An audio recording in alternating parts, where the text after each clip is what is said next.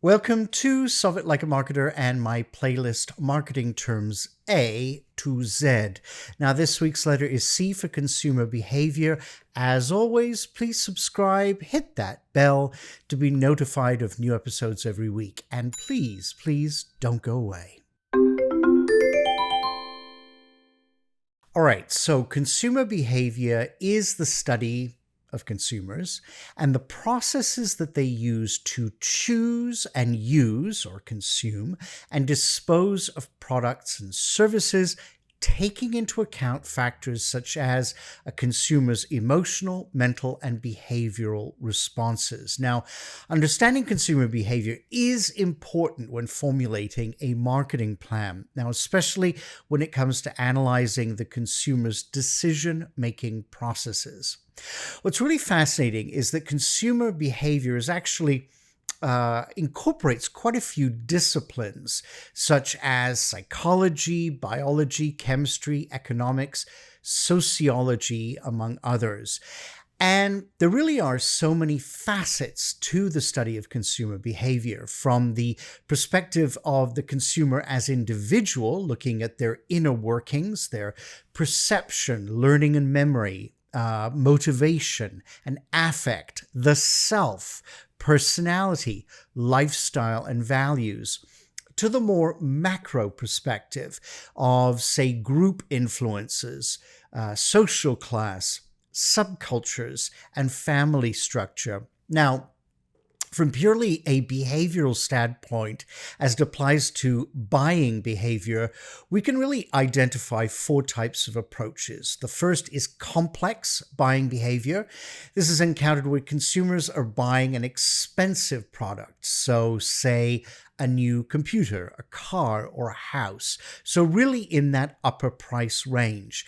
And as such, they're typically committed to a lot of research. This could be online, doing comparison shopping, to, say, asking friends and family. Number two is dissonance-reducing buying behavior. Here, the consumer has difficulties determining the differences between brands. So the dissonance occurs when the consumer worries that they will regret their choice. So imagine, say, buying a lawnmower and you choose one based on, say, price, but after that, you're worried that you didn't make the right choice. Number three, habitual buying behavior. So this is characterized by the consumer having really very little involvement in the product or brand. So there is very little thought going into these processes. Think milk or buying toothpaste. So it's a habitual pattern. Number four, variety-seeking behavior. So here, consumers looking for variety.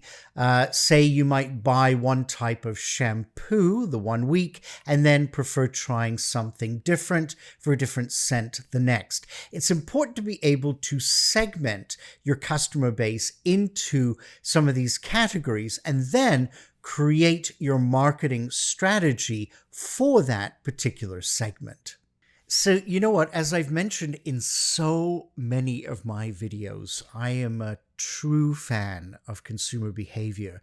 And, you know, when I look at some of my videos that I've done in the past and look at the viewer count, it really pleases me that those consumer behavior videos are really getting watched and appreciated, and hopefully are helping you become a better marketer or a better student in whatever situation. You know, it's funny because I think that a lot of people, when they're in a marketing firm or they're in a nonprofit or wherever it may be, whether you're in a large team of people or maybe you're flying solo, bringing in the notions of consumer behavior can seem a little foreign to some who don't get it, right? So, you know what? Sometimes I think that it's great that we learn these things and then we almost keep them in our back pocket. certainly when you're doing segmenting exercises with your team, looking at, behavioral characteristics or psychological characteristics are great. But when we're getting into, you know, say different groups, different disciplines, and we're really drilling down into, the self, as I mentioned before, and the perception of humans and how they perceive the world around them, how they might perceive your brand if they walk into a brick and mortar store, how their surroundings will affect their purchase decisions, from the music to the scent to the tactile. Sometimes this is a bit much for, say, smaller businesses to consider. A lot of times they're all about, okay, we've got to get our social media out there. We have our style guide. We have, different ways of writing and different content that we want to put out there. But they're not thinking about consumer behavior. So my advice is that you learn what you can and use it. As I say, keep it in your back pocket. You can either learn through watching videos like this and the other videos on my channel. There are also a lot of other ones on YouTube. You can take courses in consumer behavior. You can get a diploma in consumer behavior. But I sometimes feel like it's kind of like the underdog. I actually remember having a conversation with another marketer who was doing something else, and they were actually a competitor of mine. And I said, I really want to focus on consumer behavior more with my clients. And I remember he just looked at me funny, and the look that he gave me was almost like, okay, well, good for you, but it's almost like a waste of time. And you know what? I understand that you can, approach marketing from a very inside the box approach.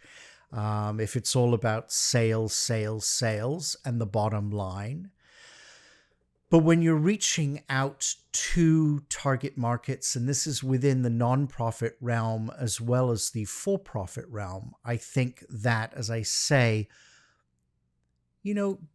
looking at some of these aspects of consumer behavior is really, really quite useful. I mean, consumer behavior, as I mentioned, is really quite a large discipline, but, you can take little bits, see what resonates with you, and then apply it to what you do. Because depending on the type of marketer that you are, you will not need some parts of consumer behavior, but you might need others. So you know what?